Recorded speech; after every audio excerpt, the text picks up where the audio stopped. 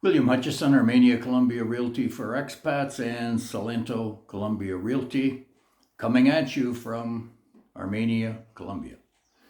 Today, I want to point out another article in Colombia1.com. The one is spelled out, it's not a number.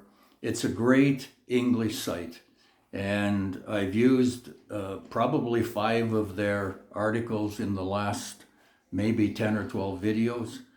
And I see another one this morning that I'd like to direct your attention to, and I'll leave the link below in the comment section.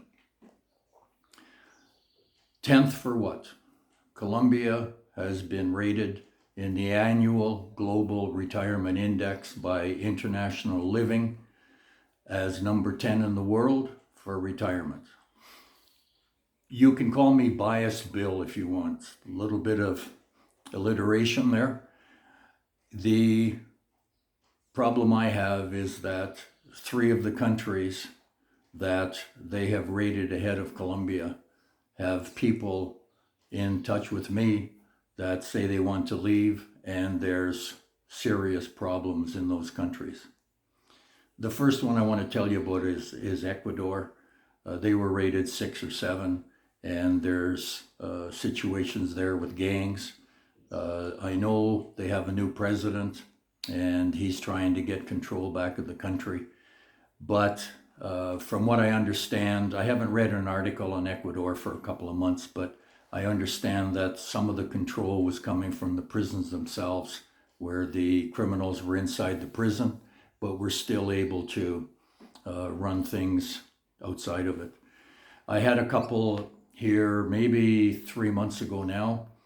They went back to Ecuador, didn't have a home to sell, but sold everything else, and they were back in a little over a month, and are living happily here in Colombia.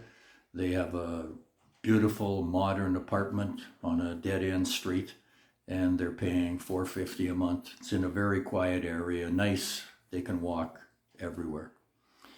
The other 2, I've had people from Costa Rica and Panama, and the big complaint with them is how expensive it's gotten in those 2 countries.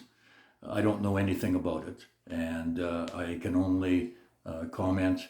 The one couple from Costa Rica, I think, are looking at Jardín, which is a little town. I shouldn't say little, maybe 40,000 people, I think, a couple hours from Medellin.